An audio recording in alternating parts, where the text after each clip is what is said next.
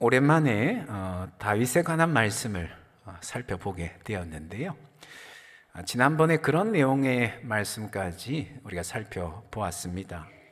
다윗의 아들 압살롬이 반역을 일으켰다가 죽임을 당하게 되고, 다윗은 자신의 아들의 죽음 앞에서 몹시도 슬퍼하는 그런 내용까지 우리가 살펴보았습니다.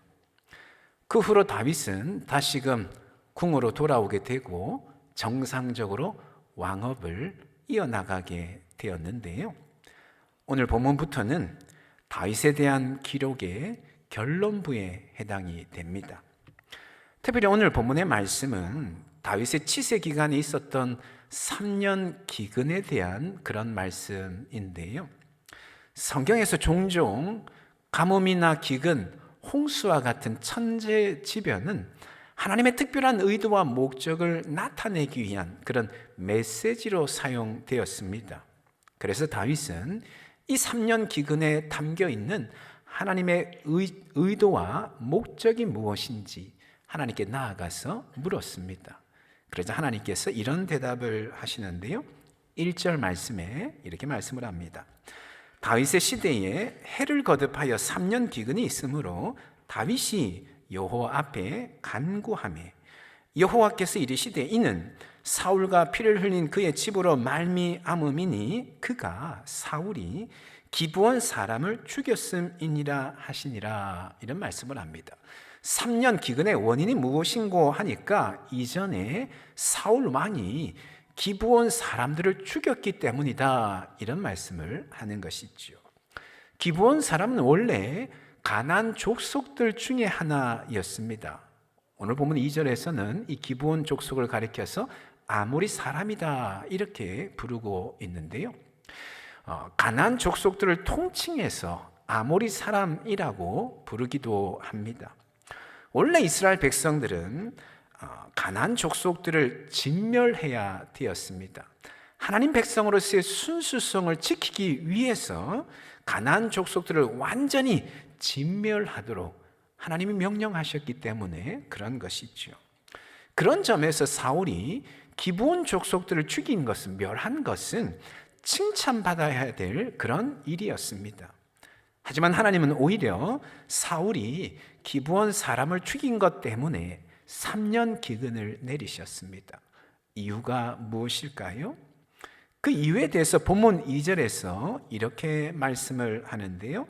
2절 말씀 보시면 기브온 사람은 이스라엘 족속이 아니요 그들은 아모리 사람 중에서 남은 자라, 가나안 족속 중에 남은 자라는 것이죠. 근데 그 뒤에 보니까 이스라엘 족속들이 전에 그들에게, 기브온 사람들에게 뭐 하였거늘? 맹세하였거늘, 이런 말씀을 합니다. 이스라엘 백성들이 가나안 기브온 족속들과 맺었던 맹세 때문에 하나님께서 3년 기근을 내리신 것이다, 그런 말씀을 하고 있는 것이지요. 여호수아서 9장에 보면 이스라엘 백성들이 기브온 사람들과 화친 조약을 맺는, 평화 조약을 맺는 그런 장면의 말씀이 나옵니다. 이스라엘 백성들이 가나안 땅을 정복할 때 있었던 일인데요. 이스라엘 백성들이 거침없이 가나안 땅을 정복해 가자 그 소식을 기브온 사람들이 듣고는 계략을 꾸몄습니다. 어떤 계략을 꾸몄는가 하니까 마치 아주 먼 나라에서 온 것처럼 거짓으로 사절단을 꾸며서는 이스라엘 백성들과 평화 조약을 맺게 한 것이죠. 나중에 알고 보니까 이 사절단들이 먼 나라에서 온 것이 아니고 가나안 땅에 살고 있었던 기브온 족속이었던 것이지요. 힘이 없던 기브온 족속으로서는 그렇게 해서라도 살아남아야 했던 것입니다. 결국 여호수아와 이스라엘 백성들은 그들과의, 기브온 족속과의 언약 때문에 기브온 족속들을 진멸하지 못했습니다.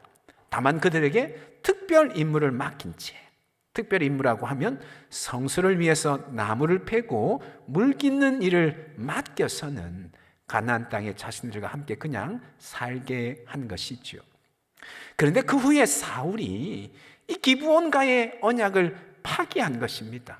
오늘 본문에서 말씀하고 있는 것처럼 사울 왕이 기브온 사람들을 죽인 것이죠. 멸한 것이죠.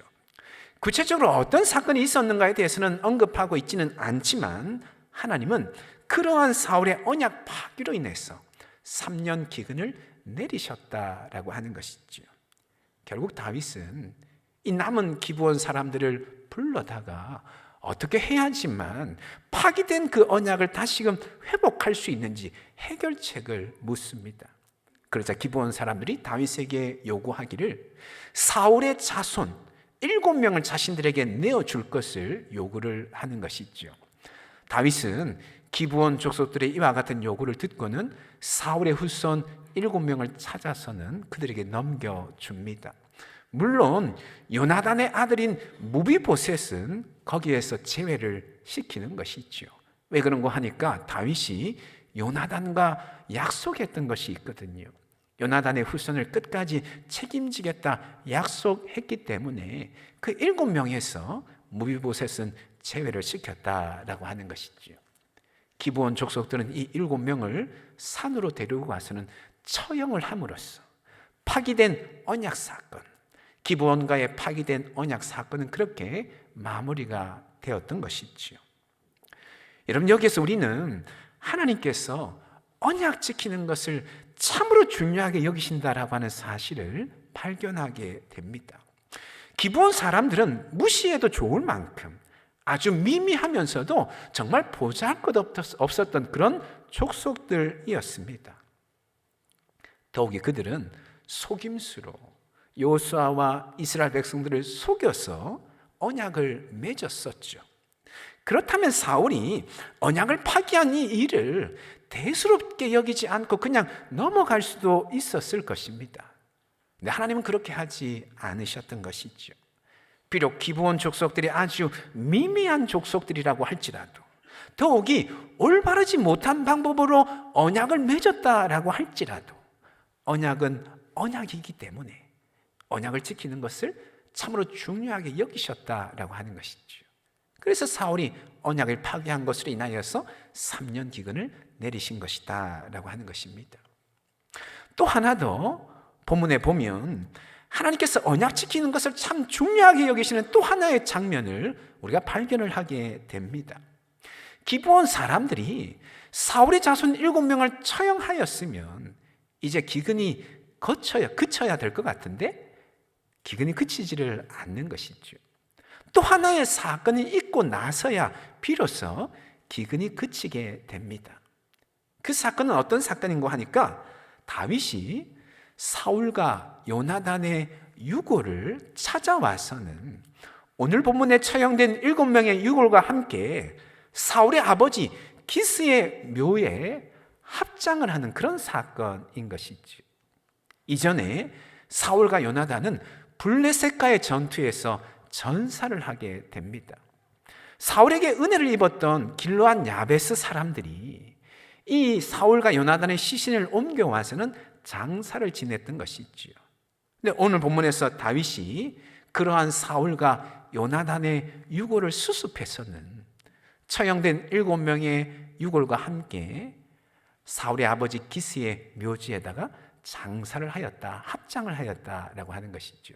놀랍게도 그리고 나서야 비로소 기근이 그치게 된 것을 우리가 보게 됩니다. 한번 본문을 보실까요? 13절 말씀부터 보시면 이런 말씀을 합니다.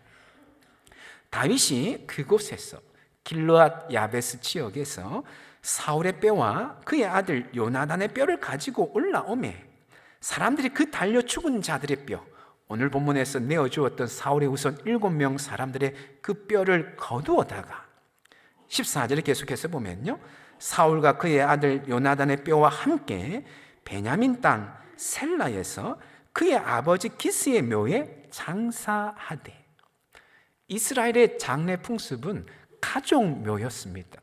하나의 묘에다가 가족 대대로 사람이 죽으면 거기다가 안치를 해 두었던 것이지요.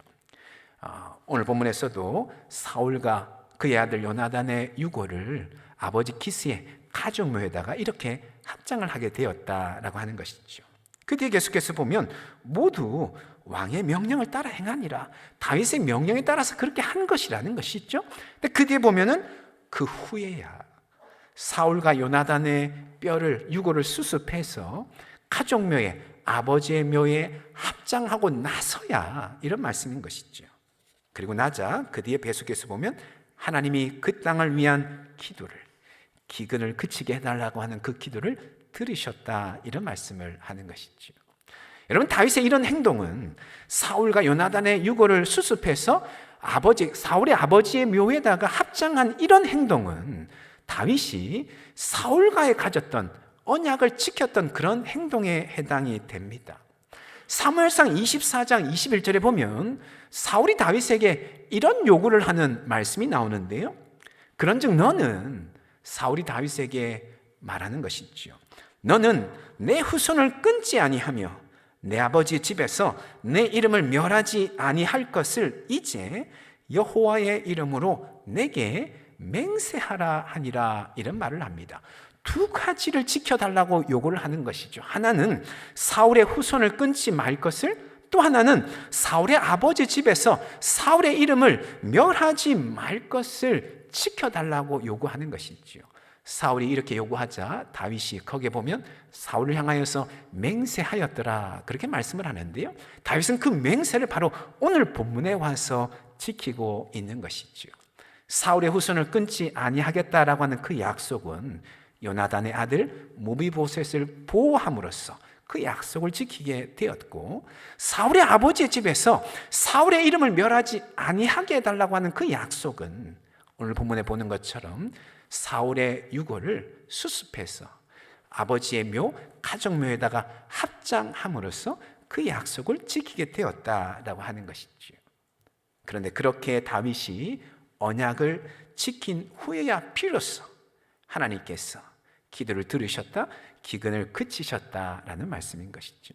바로 이 장면 또한 하나님께서 참으로 언약 지키는 것을 너무나도 중요하게 여기신다라고 하는 것을 우리에게 말씀을 해주고 있습니다.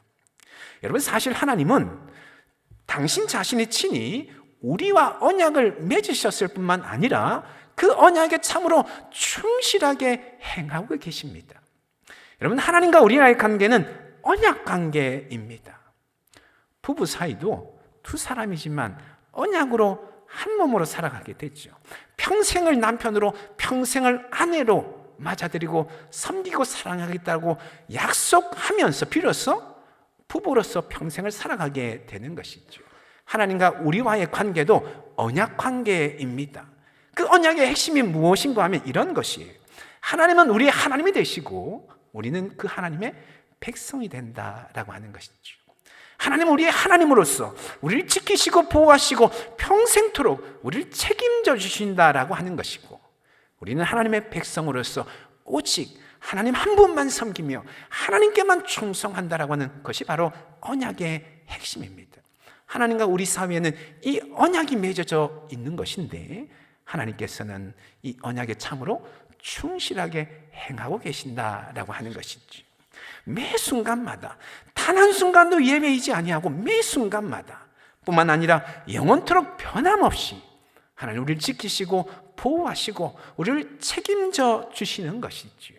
심지어는 우리 편에서 언약을 어겼을 때에도 하나님 어떻게 하시는가? 언약을 없애는 것이 아니고 오히려 언약을 유지하시고 우리가 어긴 그 언약을 회복을 시키신 것이지요.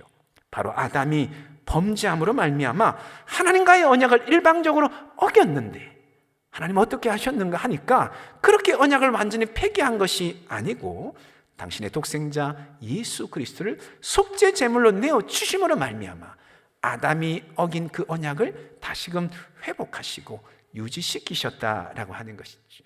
언약을 깬 우리가 죽어 마땅함에도 불구하고 하나님은 우리 대신에 예수 그리스도 독생자 예수 그리스도를 죽게 하심으로 깨어진 언약을 회복하시고 그 언약을 유지하셨다라고 하는 것이지. 여러분, 더 놀라운 사실은 무엇인가 하면 하나님께서 깨어진 언약을 회복하신 것으로 그치지 않으셨다는 것이지요. 깨어진 언약을 회복하실 뿐만 아니라 새롭게 갱신하셨습니다. 어떻게 언약을 갱신하였는고 하니까 예레미야 31장 33절에 이렇게 갱신된 언약에 대해서 말씀을 하고 있습니다. 그러나 그날 후에 내가 이스라엘 집과 맺을 언약은 이러하니, 하나님께서 우리와 맺을 갱신된 언약이 이런 것이라는 거예요. 그때 보니까 곧 내가, 하나님께서 나의 법을 그들 어디에 두며? 속에 두며, 그들의 어디에 기록하니? 마음에 기록하니, 이렇게 말씀을 합니다. 하나님 깨어진 언약을 회복하실 뿐만 아니라 새롭게 갱신하셨는데, 이 갱신된 언약은 이런 언약이라는 거예요. 아예 언약을 우리의 마음판에 새겨두셨다는 것이죠. 언약의 핵심은 그 뒤에 나오죠. 나는 그들이 하나님이 되고 그들은 내 백성이 될 것이다. 이 언약을 이제는 아예 우리의 마음에다가 새겨두셨다는 거예요. 더 이상 그 언약이 지워지지 아니하도록, 더 이상 그 언약이 깨어지지 아니하도록 아예 우리 마음판에다가 새겨놓으셨다는 것이지요. 바로 성령 하나님을 우리 안에 내주하게 하심으로 우리로 하여금 더 이상 언약을 깨는 것 같은 그런 우를 범하지 아니하시도록 언약을 우리 속에, 우리의 마음에 기록해 두셨다, 그렇게 말씀을 하고 있는 것이지요. 여러분, 우리 하나님은 언약에 신실하신 하나님이십니다. 우리와 언약을 맺으셨을 뿐만 아니라 그 언약을 변함없이 영원토록 충실하게 지켜나가신 그런 하나님이십니다. 때로는 우리가 연약하여서 하나님과의 언약을 깨고 어길 때도 있지만 하나님 그런 우리들을 내치지 아니하시고 오히려 당신 자신이 희생을 감수하심으로 우리가 깬 언약을 회복하실 뿐만 아니라 유지해 가시는 하나님이시다라고 하는 것이지. 심지어는 우리로 하여금 더 이상 언약을 깨는 우를 범하지 아니하도록 우리의 마음에다가 언약을 새겨 놓으시는 그런 신실하신 하나님이시다라고 하는 것이지.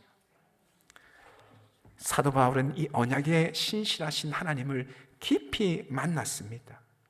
그래서 바울은 로마서에서 이런 고백을 하고 있는데요. 로마서 8장 38절 말씀에 이런 고백을 합니다. 내가 확신하노니 사망이나 생명이나 천사들이나 권세자들이나 현재일이나 장래일이나 능력이나, 그 뒤에 39절에 보면 높음이나 깊음이나 다른 어떤 피조물이라도 우리를 우리 주 그리스도 예수 안에 있는 하나님의 사랑에서 어떻게 할 수 없다고요? 끊을 수 없느니라, 이런 고백을 합니다. 이 세상 그 어떤 것도 우리를 향한 하나님의 그 사랑을 끊을 수 없다라고 선포하고 있습니다. 하나님이 하나님의 언약에 충실하게 임하시기에 비록 우리는 연약하여서 언약을 어길 때도 있지만 그러나 하나님은 그 언약을 다시금 회복하실 뿐만 아니라 더 이상 언약을 깨지 아니하도록 우리의 마음판에 새겨놓으시며 영원토록 그 언약의 끈을 붙잡고 계시기에 이 세상 그 어떤 것도 하나님과의 우리의 그 언약에 끼어들 수 없을 뿐만 아니라 그 언약을 깰 수 없다라고 믿음으로 담대히 선포하고 있는 것이죠. 사랑하는 바울의 고백이, 이 믿음의 선포가 저와 여러분의 믿음의 선포가 될 수 있기를 간절히 소망합니다. 언약에 충실하신 하나님께서 나를 끝까지 변함없이 붙잡아 주시고 책임져 주신다고 하는 그 사실을 믿음으로 받으시고 날마다 언약에 신실하신 그 하나님 깊이 만나시는 저와 여러분 될 수 있기를 간절히 소망합니다. 이 세상의 그 어떤 것도 아무리 강력한 무기일지라도 나를 붙잡고 계신 그 언약에 신실하신 하나님 결코 돌이킬 수 없게 한다라고 하는 그 사실 기억하시고 바울의 이 믿음의 고백, 이 믿음의 선포로 날마다 살아가시는 저와 여러분 다 될 수 있기를 예수님의 이름으로 축원합니다. 한편으로 우리는 오늘 본문의 다윗을 또한 좀 주목해 볼 필요가 있습니다. 하나님께서 참으로 언약에 충실하시고 신실하시다라고 하는 부분을 우리가 살펴보았는데요. 다윗 또한 참 언약에 충실한 모습을 오늘 본문에서 보여주고 있습니다. 사울이 파기했던 기브온과의 언약을 다시금 회복을 시켰죠. 물론 기근 때문이긴 했지만 그럼에도 다윗은 깨어진 언약을 회복을 시켰습니다. 또한 사울과 요나단의 유고를 사울의 아버지 기스의 묘, 가족묘에다가 합장함으로써 사울과 맺었던 언약을 회복을 하였습니다. 지켰던 것이죠. 뿐만 아니라 요나단의 아들을 끝까지 지켜줌으로써 요나단과 맺었던 그 약속을 또한 다윗이 끝까지 충실하게 지켜나갔었습니다. 그처럼 다윗 또한 언약에 참 충실한 모습을 보여주고 있는데요, 결국 다윗의 이런 모습은 하나님을 증거하고 드러내준다라고 말할 수 있을 것 같아요. 다윗의 모습을 통하여서, 언약에 충실한 다윗의 모습을 통하여서 결국 우리 하나님께서 영원토록 변함없이 언약에 충실하다라고 하는 것이 증거되어진다라고 하는 것이죠. 이전에 한번 그런 말씀을 드린 적이 있습니다. 하나님께서 다윗과 언약을 맺으셨는데 다윗은 언약의 당사자로서 무엇보다도 하나님이 어떤 분이신가라고 하는 것을 증거해야 되는 그런 책임이 있다 말씀을 드린 적이 있습니다. 다윗은 오늘 본문에서 보는 것처럼 언약에 충실함으로써 하나님이 어떤 분이신지 하나님의 성품을 드러내고 있습니다. 바로 하나님이 언약에 충실하심을, 당신의 독생자를 내어주시기까지, 비록 우리는 하나님과의 언약을 깰 수 있었지만, 그러나 하나님께서 당신의 독생자를 내어주시기까지 언약에 충실한 분이시다라고 하는 것을 다윗은 몸소 보여주고 있다라고 하는 것이죠. 여러분, 우리 또한 마찬가지여야 됩니다. 하나님께서 저와 여러분을 하나님의 언약 백성으로 불러주셨습니다. 그렇다면 우리 또한 어떻게 해야 될까요? 하나님이 어떤 분이신지 하나님의 성품을 드러내고 증거해야 되는 것이죠. 올 한 해 우리 교회가 선교하는 일에 집중하자 말씀을 드리고 지난 3주간 선교에 대한 말씀을 함께 나누었습니다. 전문가들이 그런 이야기를 합니다. 선교적 교회의 본질이 무엇인가? 선교적 교회의 본질은 성품 공동체다, 이런 이야기를 합니다. 성품 공동체. 교회 공동체가 어떤 행위를 하거나 어떤 선교적인 행위를 하거나 선교적인 활동을 하는 것도 중요하지만, 그러나 그보다도 중요하고 그보다 더 근본적인 것이 무엇인고 하니까 교회 공동체가 예수님 성품을 닮아가고 그 성품을 따라 살아가며 예수님의 성품을 드러내는 것이 선교의 핵심이다, 그런 이야기를 한다는 것이죠. 예수님의 성품을 가지고 세상 가운데 살아가면서 세상과 구별된 방식으로 살아갈 때에 그것이 최고의 선교다, 그런 이야기를 하는 것이죠. 여러분, 그러기에 우리는 올 한 해 무엇보다도 예수님 닮는 일에 최선을 다해야 될 것입니다. 물론 선교하는 활동, 선교하는 일에도 열심을 내야 되겠지만, 그러나 그보다도 더 우선적으로 우리의 성품이 어떻게 하면 예수님 성품을 닮아갈 수 있을까, 여기에 관심을 가지고 이 일에 열심을 내야 되겠다라고 하는 것이지. 여러분, 성품이라고 하는 것, 노력하고 애를 써야 되기도 하겠지만, 그러나 노력하고 애를 쓴다고 해서 성품이 바뀌어지는 것은 아닌 것 같습니다. 어떻게 하면 우리의 성품이 예수님 성품을 닮아갈 수 있을까요? 우리의 시선이 예수님께 고정되고 매 순간마다 예수님과 함께 동행할 때에 조금씩 예수님 성품을 닮아가게 되는 줄로 믿습니다. 부부 사이에서도 닮으려고 노력해서 닮는 것이 아니지 않습니까? 부부는 참 닮죠. 닮으려고 노력해서 닮는 것이 아니고 오랜 시간 함께 하면서 서로 바라보면서 조금씩 닮아가는 것이죠. 우리의 성품 또한 마찬가지입니다. 우리가 어떻게 예수님 성품을 닮아갈 것인가? 물론 우리가 노력하고 애를 써야 되기도 하겠지만 근본적으로 우리의 시선이 예수님께 고정되어 있어야 되는 것이죠.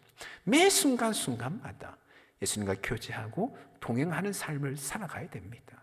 그럴 때 우리 성품이 조금씩 예수님 성품을 닮아가게 되고, 그럴 때 진정 선교하는 교회, 선교하는 삶이라고 하는 이 사명에 충실하게 이 사명을 감당할 수 있다는 것이지.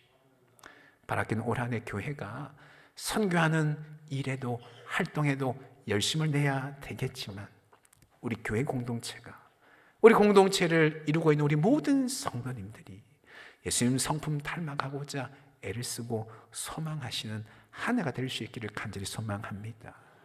그 모습 통하여서 우리 삶의 현장마다 하나님 놀라운 역사가 일어나는 그런 한 해가 되기를 예수님의 이름으로 축원합니다. 아멘. 기도하겠습니다. 오늘 기브온과의 약속을 지킨 다윗의 모습을 보면서 언약에 신실하신, 충실하신 하나님의 모습을 배우게 되었습니다. 여러분, 사실 하나님이 우리와 언약을 맺으신 것 그 자체만으로도 우리에게는 참 놀라운 은혜가 아닐 수 없습니다. 창조주 하나님께서 뭐가 아쉬워서 피조물인 우리들과 언약을 맺으시겠습니까? 하나님 우리가 언약을 맺으셨다고 하는 그 사실만으로도 우리에게는 참 과분한 은혜가 아닐 수 없는데, 하나님께서는 우리가 깨트린 그 언약을 당신 자신이 친히 희생을 감수하면서까지 회복하셨을 뿐만 아니라 그 언약을 갱신하여서 다시는 우리를 놓치지 않기 위해서, 다시는 우리를 포기하지 않기 위해서, 우리를 죄악에 빠지지 않도록 하기 위해서 아예 우리의 마음에다가 그 언약을 새겨 놓으셨다고 하는 그 사실 우리가 기억하고, 언약에 신실하신 하나님, 영원토록 변함없이 나를 사랑하신 하나님, 그 하나님 날마다 경험하며 그 하나님과 교제하며 살아가는 삶이 되게 하여 주시옵소서 기도하기를 원하고요. 하나님, 다윗이 언약에 충실한 삶을 통하여서 언약에 변함없이 충실하신 하나님을 드러내고 증거하였던 것처럼 날마다 예수님 성품 닮아감으로 말미암아 우리 또한 삶의 현장에서 예수님 증거하는 삶을 살게 하여 주시옵소서. 우리 시간 말씀 붙잡고 함께 기도하며 나가기를 원합니다. 기도하시겠습니다. 거룩하신 하나님 아버지, 오늘도 주의 말씀을 붙드시고 인도하여 주시니 참으로 감사를 드립니다. 하나님, 우리와 언약을 맺어주셨는데 우리와 언약을 맺어주신 것만으로도 우리에게는 참으로 놀라운 은혜가 아닐 수 없음을 하나님 기억하게 하여 주시옵소서. 창조자 하나님께서 피조물 된 우리들을 택하시고 우리의 언약의 당사자로 삼아주셨을 뿐만 아니라 비록 우리가 연약하여 언약을 깨트렸을 때에도 하나님께서 언약을 지키시고 회복시켜 주셨으며 우리 심령에 아예 언약을 깨트리는 우를 범하지 아니하도록 아예 우리의 심령에 하나님의 그 신실하신 언약을 새겨주셨으며 주님, 우리를 분명히 기억하게 하여 주시옵소서. 하나님, 소망하옵기는 이 아침에 하나님 아버지 우리에게 믿음 더하여 주시옵소서.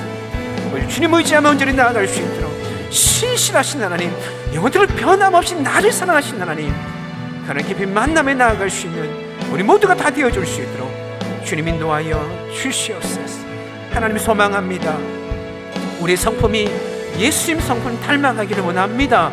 세상 가운데서 구별된 성품으로 주님을 살아감으로 말미암아 그 주님 증거하는 삶을 살아갈 수 있기를 원하오니 그 주님 인도하여 주시옵소서.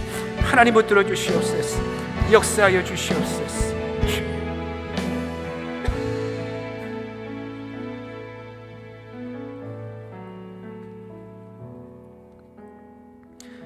거룩하신 하나님, 오늘 기브온과의 약속을 지킨 다윗의 모습을 보면서 우리 하나님께서 우리와의 언약에 얼마나 신실하신가라고 하는 것을 배우게 되었습니다.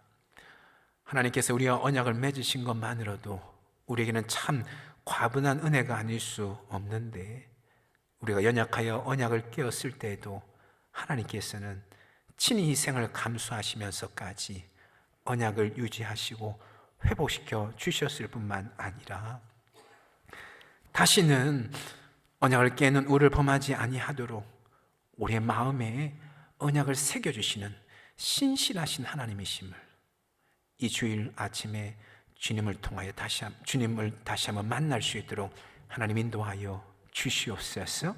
매일매일 삶 가운데 그 신실하신 하나님, 영원토록 변함없이 나를 사랑하신 하나님 깊이 만나게 하시고 동행하는 삶이 되어줄 수 있도록 인도하여 주시옵소서.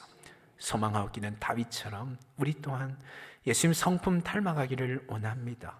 세상 가운데 살아가지만 세상과 구별된 예수님의 성품을 소유한 자로서 살아가게 하여 주시옵시고, 그러는 날마다 예수님의 향기를 드러내는 우리 모두가 다 되어줄 수 있도록 인도하여 주시옵소서.